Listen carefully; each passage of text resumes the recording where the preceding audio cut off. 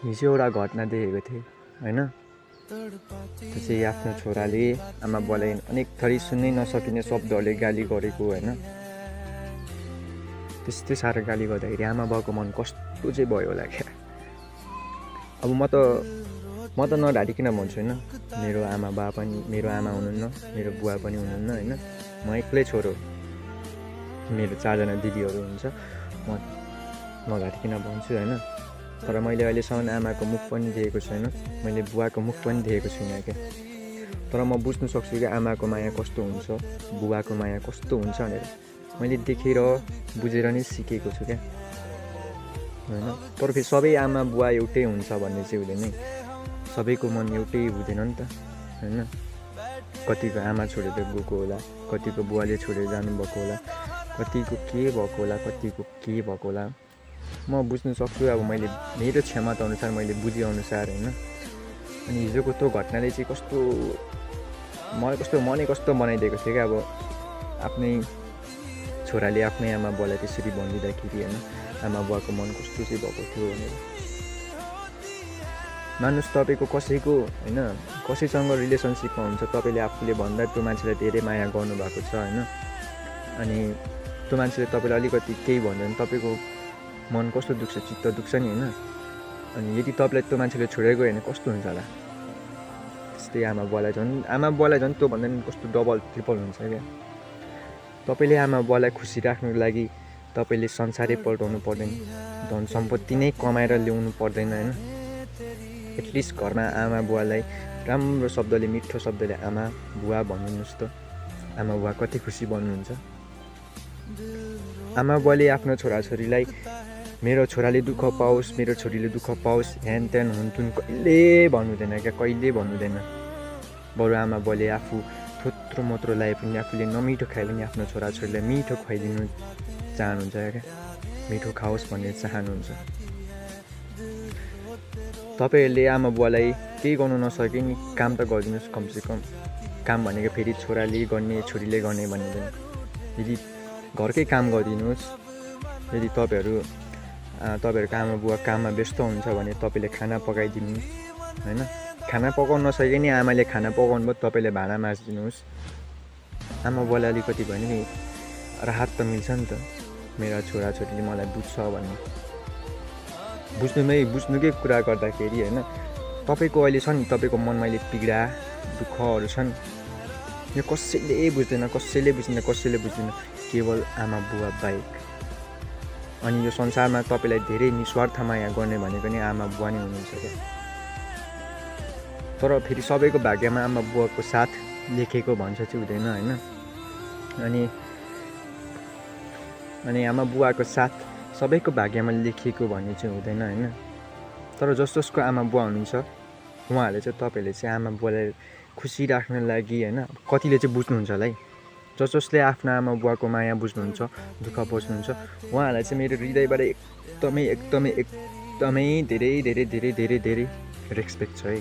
जसले आफ्नो आमा बुवाको दुःख पीडा बुझ्नुहुन्छ होइन। अब जसले आफ्नो आमा बुवाको दुःख देखेर पनि बुझ्दैन भने त्यसलाई चाहिँ म केही भन्दिनँ। तर होइन, जसको आमा बुवा हुनुहुन्न तपाईँले नि आफूले एक्लो कहिल्यै नसम्झिनु क्या होइन। अब सबैको भाग्यमा एउटै कुरा लेखेको लेखिएको त हुँदैन नि त होइन। तर तपाईँहरूले आफूलाई कहिले पनि एक्लो फिल नगर्नुहोस् क्या, मेरो यस्तो यो आमा पनि हुनुहुन्न, बुवा पनि हुनुहुन्न भनेर। आफूलाई माया गर्नुहोस् तपाईँले चाहिँ होइन। जसले आफूलाई अगाडि भविष्यमा फ्युचरमा राम्रो बनाउनुहोस् क्या। तपाईँको आमा बुवा साथमा नभए नि तपाईँको आमा बुवा मनमा हुनुहुन्छ क्या, मनमा हुनुहुन्छ। यदि कसैको आमा बुवा बित्नु भएको छ भने माथिबाट हेरिराख्नुहुन्छ क्या होइन। अब यो कुरालाई फेरि लम्बाउँदै धेरै नपुऱ्याउनु होला है, माथिबाट कसरी हेर्छ भनेर होइन। यो सबैको आफ्नो कुरा हो होइन। तर मेरो लागि चाहिँ मेरो बुवा मेरो साथमा नभए पनि माथिबाट मेरो लागि चाहिँ हेरिराख्नु भएको छ क्या।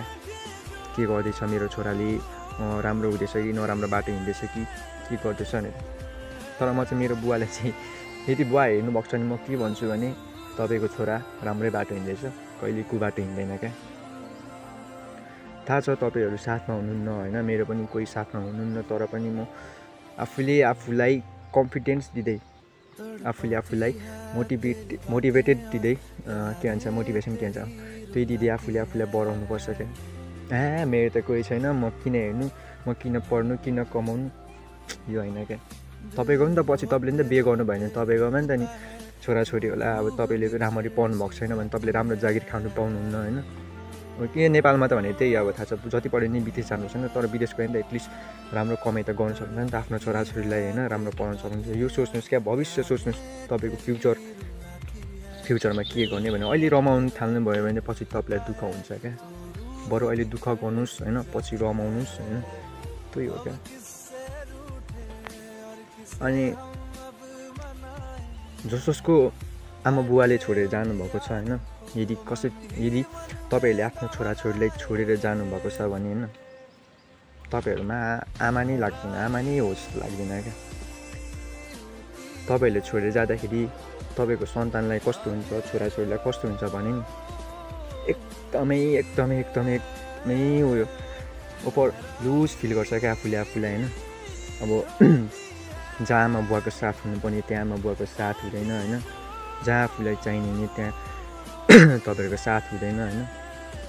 हामी जसलाई सोध्नुहोस् क्या बुवा आमाको माया कस्तो हुन्छ र बुवा आमा नहुँदा के हुन्छ भनेर।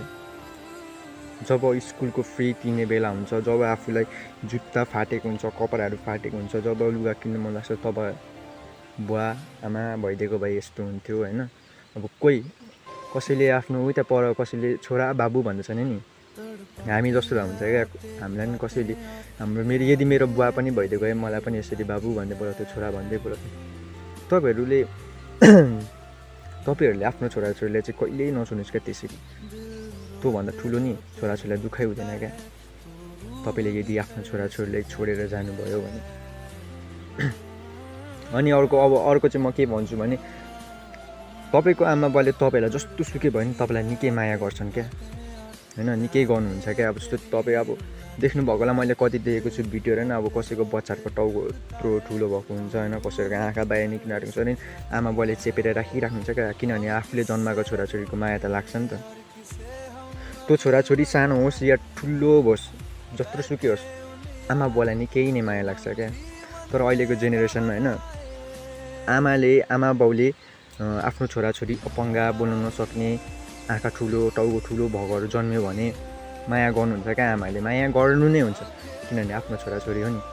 तर अहिलेको जेनेरेसनमा नि यदि बाउ आमा लङ्गडा छ होइन, हिँड्नु नसक्ने, राम्ररी बोल्नु नसक्ने, आँखा नदेख्नेहरू छ भने नि त्यस्तो आमा बुवाहरूलाई अहिलेको जेनेरेसनहरूले खासै माया गर्छ जस्तो चाहिँ मलाई लाग्दैन क्या। किनभने मैले कति पनि देखेको छु होइन, अब कोही आमा बुवा हिँड्नु नसक्ने, लङ्गडा अपाङ्गा भएको छ नि, कहिले आमा बुवासँग हिँड्नै मान्दैन क्या, कहिले हिँड्नै मान्दैन त्यो छोराछोरी। र यदि कसैले त्यो सिचुएसनमा कसैले आफ्नो आमा बुवालाई त्यस्तो हालतमा नि आफ्नै साथ दिन्छ भने, आमा बुवाको साथ दिन्छ भने कसैमा त्यो मान्छेलाई मेरो हृदयबाट धेरै धेरै धेरै धेरै धेरै धेरै सम्मान छ क्या होइन।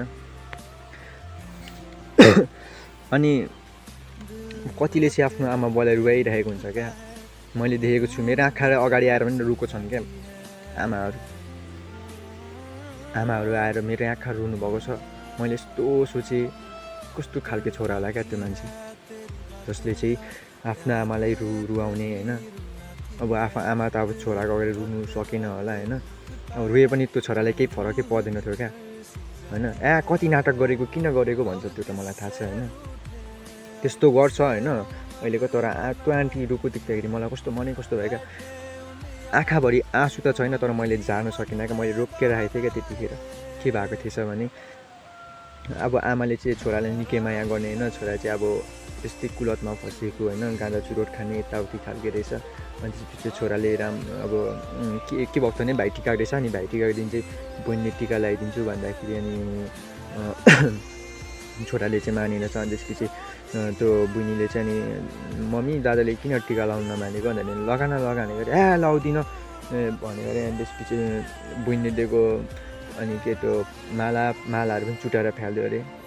कस्तो भयो होला, आफ्नो बहिनीले दाजुलाई यसरी माया गरेर टिका लगाइदिएको त्यो क्षणहरूको कस्तो भएको कसम त्यो मान्छेलाई चाहिँ मेरो अगाडि त्यसरी मेरो आँखा अगाडि गरेको नि म 2-3 मुका छानेर ढालिदिन्थेँ क्या होइन। तर नबुझ्यो भने चाहिँ म त्यस्तो केही पनि भन्दिनँ होइन। अनि त्यही कुरा म यहाँ बाँस काट्न आएको थिएँ बसेर यहाँनिर देख्थेँ भयो। अनि त्यही हो होइन, आफ्नो आमा बुवालाई चाहिँ सधैँभरि माया गरिराख्नुहोस् होइन। सबैको भाग्यमा आमा बुवाको साथ माया लेखेको भन्ने चाहिँ हुँदैन होइन। तर नि तपाईँहरू जसोसको आमा बुवा हुन्न, तपाईँहरूले आफूलाई मोटिभेट गर्नु होला होइन। कहिले पनि हार खानु हुँदैन जीवनमा होइन। आफ्नो भविष्यलाई सम्झिनुहोस् होइन, आफ्नो भविष्यलाई सम्झिनु कस्तो बनाउने भविष्य होइन। यदि आफ्नो आमा बुवा हुनुहुन्छ भने पनि तपाईँले आफ्नो आमा बुवालाई खुसी पार्नको लागि यो त्यो गाउनु पर्दैन। तपाईँले मिठो शब्दले आमा भनिदिनुहोस्, राम्रो काम गरिदिनुहोस् होइन। तपाईँको आमा बुवा त्यसै खुसी बन्नुहुन्छ क्या। त यो र जसोसले आफ्नो छोराछोरीले छाडेर जानुभएको छ तपाईँहरूलाई म कहिले पनि आमा जस्तो मान्दिनँ होइन। र तपाईँहरूले कहिले पनि त्यसरी छोडेर चाहिँ नजानुहोस् होइन। तपाईँको सन्तान हो, तपाईँले आफूले आफ्नो रगतको के भन्छ रगतसँग जन्माउनु भएको सन्तान हो होइन। तपाईँलाई पनि माया चाहिँ लाग्नुपर्ने। तर किन आजकलको जेनेरेसनमा प्रायः जस्तो होइन सबै आमा बुवा एउटै हुँदैनन् क्या। तर केही छैन, यदि तपाईँको आमा बुवा हुनुहुन्न भने पनि तपाईँले कहिले हार नमान्नुहोस्, सधैँभरि अगाडि राम्रोसँगले बढ्नुहोस्। र तपाईँको आमा बुवा पनि हुन्छ भने तपाईँको आमा बुवालाई सधैँ खुसी राख्नुहोस्। यो संसारमा तपाईँको दुःख पीडा बुझ्ने भनेको कोही पनि हुँदैन, केवल आमा बुवा हुनुहुन्छ। आमा बुवाले नि तपाईँको दुःख पीडा सब बुझ्नुहुन्छ। सो यति भन्दै म चाहिँ बिदा लिएँ, बाई बाई।